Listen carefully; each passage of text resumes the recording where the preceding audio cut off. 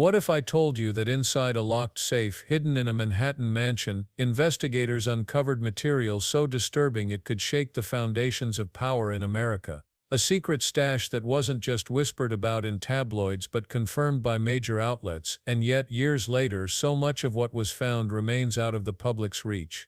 Imagine a safe stacked not with money or jewels but with photographs, tapes, and documents that could implicate some of the most powerful men in the world. Now ask yourself this: why has so much of it stayed buried? Back in 2019, when federal agents raided the townhouse of a man whose name has become synonymous with scandal, they found that very safe. Thank you, Director Patel, for being here today. The FBI searched Jeffrey Epstein's Manhattan residence, correct? I believe that happened in 2018. I think there was 2 locations, sir. It's 2019, and in that residence, the FBI found a safe, correct? I don't have the catalog of evidence in front of me. In that residence, the FBI found a safe, correct? I'll accept your representation. Okay. And in that safe, the FBI found topless and lewd photographs of girls, correct?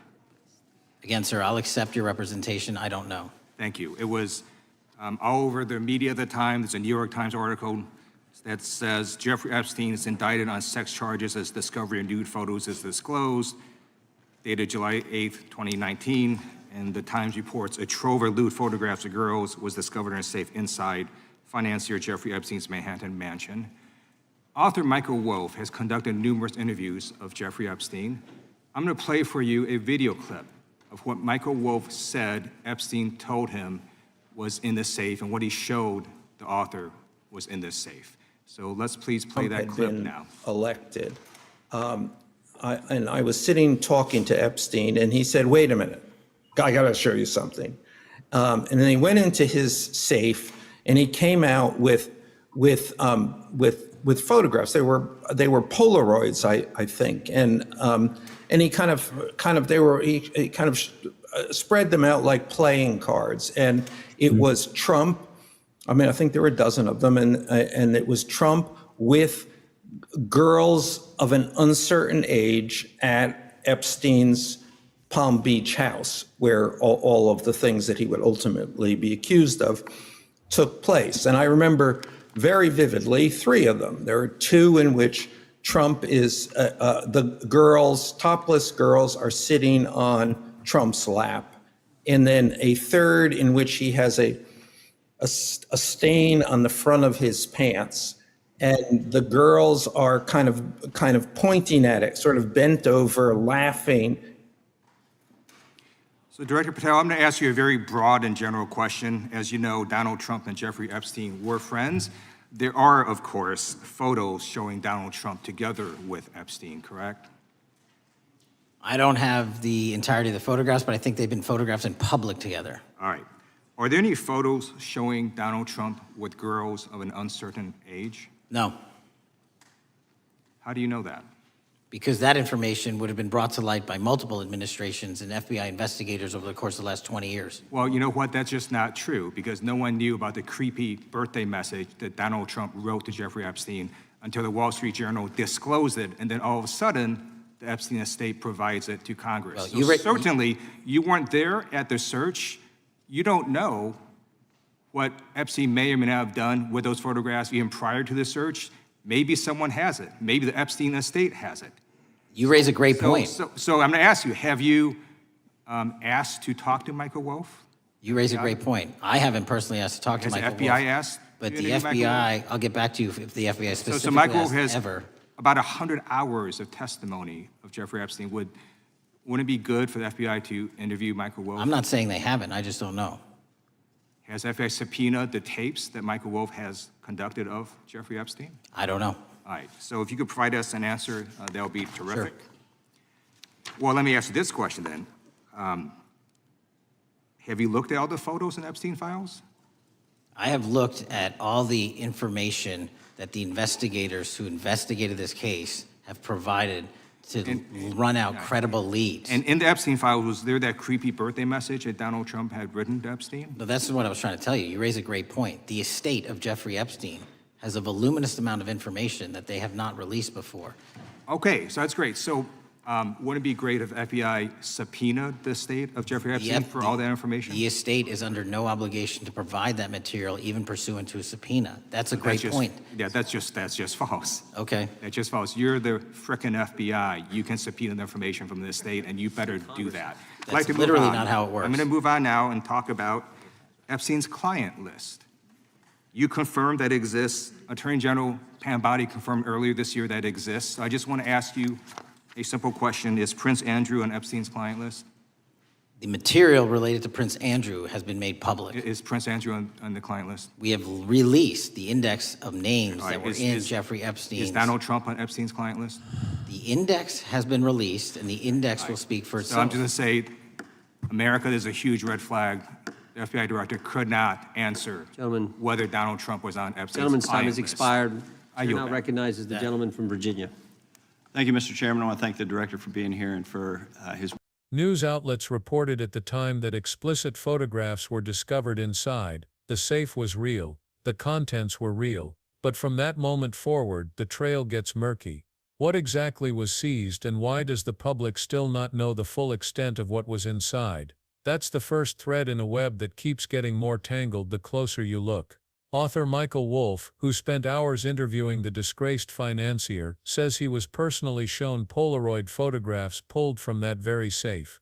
According to him, the man spread them out like a deck of playing cards, grinning as he flipped through them. And the images Wolff claims were not just of random encounters, they included powerful figures caught in compromising situations with young women of uncertain age.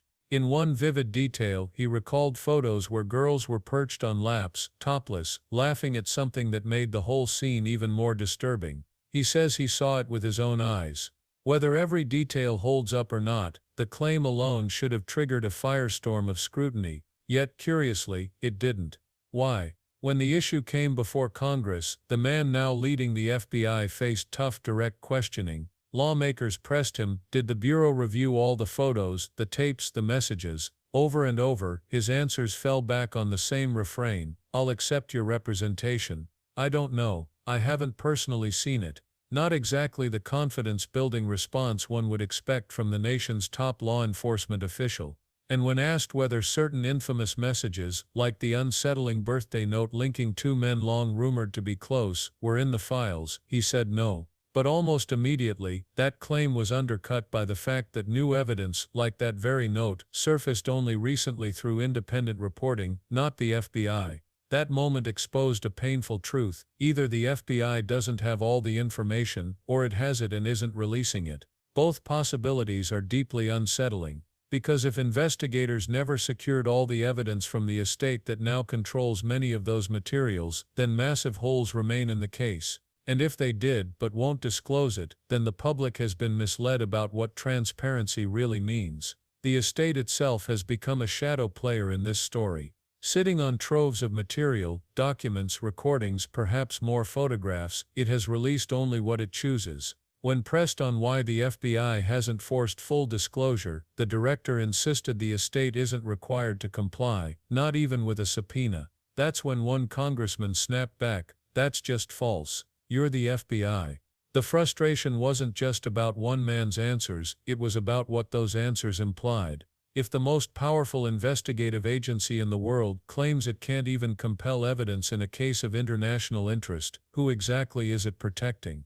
And then comes the question everyone wants answered: the client list. Time and again, survivors, advocates, and the public have demanded it. Who was involved? Who should be held accountable? Earlier this year, even the Attorney General acknowledged that such a list exists. An index of names tied to the operation has indeed been released, but the sense of incompleteness lingers. High-profile figures are rumored to be there, some confirmed, others left in a gray zone of speculation. When asked point-blank whether certain royal family members or other powerful figures were included, the FBI's answers were evasive. The index will speak for itself. Except the index didn't answer the questions, it only raised more. So what does this pattern show us? It shows a gap between promises and practice, a gap that Congressman Ted Lieu skillfully exposed. His questioning revealed three critical issues. First, evidence versus explanation. The Bureau leaned on the line that it had released what it legally could,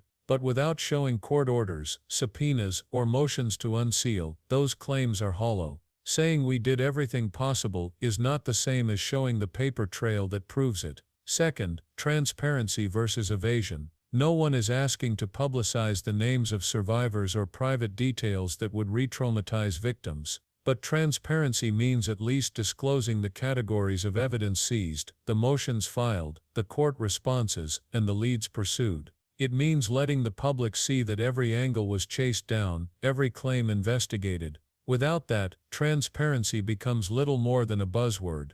Third, politics versus process. Too often, leaders promise bold action while out of office, only to fall back on procedure and vague legal excuses once they hold power. That shift from fiery pledges to opaque technicalities erodes public trust. When people see clear contradictions, like the sudden surfacing of a note that was supposedly never in the files, they start to wonder if the system is designed not to reveal truth, but to protect it from ever coming out. The oversight hearing wasn't just about one case, it was about what kind of justice system America really has. If wealthy estates can withhold explosive evidence, if investigators claim helplessness in the face of obvious leads, and if politicians accept procedural half-answers instead of demanding records and receipts, then survivors and the public alike are left betrayed. And that betrayal cuts deeper than any scandal, because it tells ordinary people that when power is involved, rules bend, cases stall, and justice goes blind. So what should happen next? Real oversight has a roadmap. First, demand a full categorized inventory of what was seized from that mansion safe and other locations, files, hard drives, tapes, photographs, with a clear note of what remains sealed and under what authority. Second, compel disclosure of any legal motions filed to unseal, redact or release material, along with court responses. Third, insist the FBI confirm whether it has subpoenaed the estate for unreleased evidence, and if not, explain why. Fourth, require redacted witness summaries and interview records so the public can see that leads were actually pursued. Names can be hidden, but the fact that interviews happened and contain key details does not have to be secret. Finally, press the Bureau to confirm whether journalists and authors who claim to have seen evidence have ever been interviewed under oath, and whether recordings of those conversations exist. These steps are not radical, they are the bare minimum for public accountability. Survivors deserve to know their testimony isn't gathering dust in sealed vaults. The public deserves to know whether the names whispered for years are tied to actual evidence. And everyone deserves to know whether the justice system truly applies equally, or only until it bumps up against the powerful and the well-connected. What's at stake here is bigger than one investigation. It's about whether people still believe that truth matters, that institutions fight for it, and that no amount of money or status can shield you from it. If people lose that faith, what's left is cynicism, apathy, and the belief that the system was never meant to work for them in the first place. That's the real danger, because once trust is gone, restoring it is almost impossible. Which brings us back to the safe in Manhattan. Locked away inside was a key to understanding how deep this scandal went. But years later, the safe is more metaphor than evidence, a symbol of secrets too explosive to ever be shown. Unless pressure mounts, unless oversight insists on records, inventories, and subpoenas, the safe will remain locked. And the truth, whatever it is, will stay hidden. If you've followed this far, it means you care about truth, about justice, and about holding institutions accountable. And if you want to see more investigations unpacked in detail, where we dig past the headlines and follow the threads that powerful people would rather keep buried, make sure to hit that subscribe button, drop a like, and share this video with others who want answers. Because the only way the truth comes out is if enough people demand it. Stay tuned, stay curious, and together we'll keep the pressure on.